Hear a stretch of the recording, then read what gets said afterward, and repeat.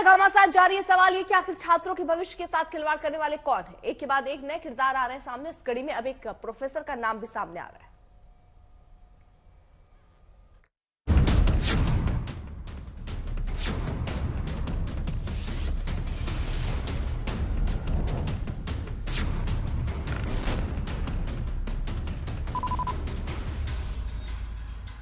5 मई को देश की सबसे बड़ी परीक्षाओं में शुमार नीट परीक्षा के पेपर लीक की सारी कड़ियां जुड़ती दिख रही हैं।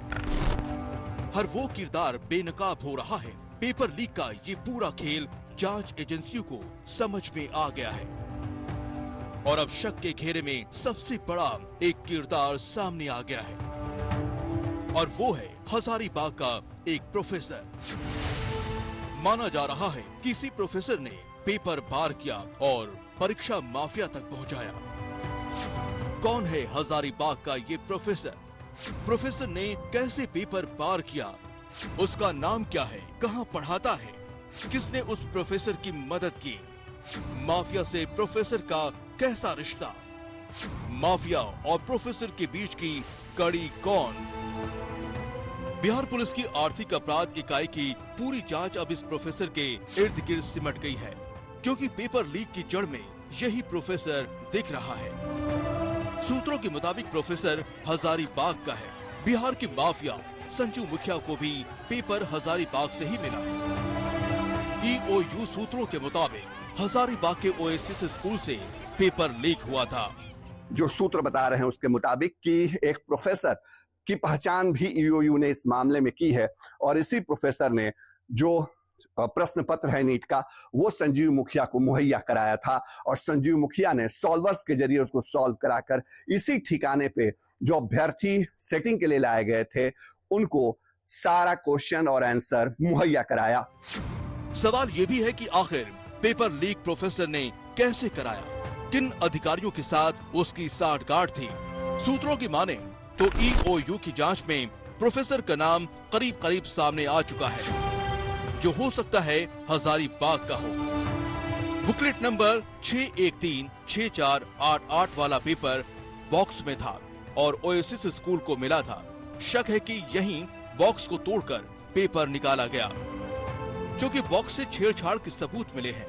पटना में जो जला हुआ पेपर मिला उस पर बुकलेट का नंबर 6136488 मिला था। इसी से कड़ियां जुड़ती चली गई और हजारीबाग का ओएसिस स्कूल शक के घेरे में आ गया।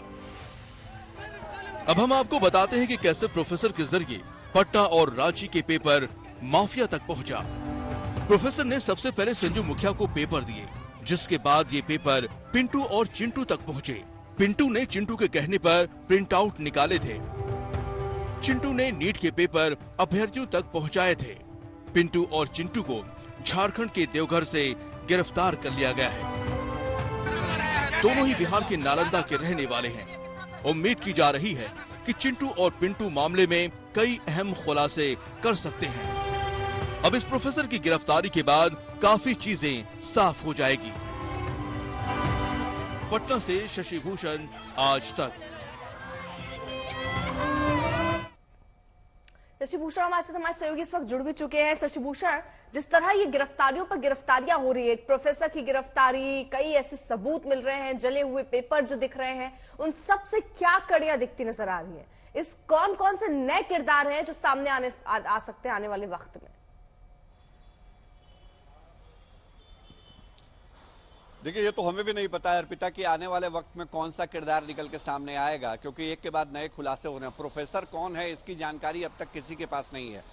जो यूयू सूत्रों से हमें जानकारी मिली है, संजीव मुखिया, जो जैसा रिपोर्ट पे हम दिखा भी रहे थे कि संजीव मुखिया को क्वेश्चन पेपर एक प्रोफेसर ने मुहैया करा। अब ये प्रोफेसर हजारीबाग से संबंध रखता है, कहां से रखता है, लेकिन हाँ एक बात है कि आज जो नई जानकारियां निकल करके सामने आई उसमें जो हजारीबाग का ओएसिस स्कूल है उसकी भूमिका बड़ी संदिग्ध नजर आ रही है, क्योंकि इस स्कूल को जो बुकलेट अलॉट किया गया, बुकलेट नंबर, वही बुकलेट नंबर जो है वो जो पेपर लीक माफिया है उस तक पहुंचा। तो कहीं ना कहीं सीधा संपर्क तो वहां से दिखता है या संदिग्ध के तार वहां जुड़ते हैं। अब रही बात की ईओयू ने आखिर कौन कौन से वर्कआउट करके रखे हैं, इसका खुलासा अब ईओयू कर भी पाएगी या नहीं कर पाएगी, इसको लेकर के बड़ा संशय है अर्पिता।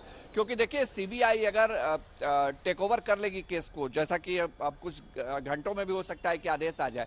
और एक और अपडेट मैं देना चाहूंगा आपके जरिए अपने दर्शकों को कि जो आज रविवार का दिन होने के बावजूद बिहार के डीजीपी, बिहार के मुख्य सचिव और बिहार के गृह सचिव का कार्यालय जो है वो दोपहर बाद वहां गतिविधियां तेज हो गई हैं। मतलब ये कि सीबीआई अगर किसी तरह का कोई लेटर जारी करती है तो उस लेटर के ऊपर बिहार सरकार या जो महकमे हैं वो तुरंत एक्ट कर पाए, इसके लिए पूरी तैयारी रखी गई है। नैयर हसनैन खान एडीजी ईओयू के वो खुद आज पहुंचे थे जब 6 आरोपी जो कल पकड़े गए थे देवघर से, जिनकी गिरफ्तारी हुई थी, उनको ईओयू मुख्यालय में रखा हुआ था। वहां उनसे इंट्रोगेशन चल रहा था और उस दौरान खुद जो एडीजी नैयर हसनैन खान भी हैं वो वहां पहुंचे थे। और हमारी जो जानकारी है उसके मुताबिक उन्होंने अपनी तरफ से पूरी जो एक फाइल है रिपोर्ट्स की वो तैयार कर ली है। तो तैयारियां अपने अपने तरह से सबकी है। अब आगे क्या होता है इस पर सबकी नजरें टिकी हुई हैं। अर्पिता।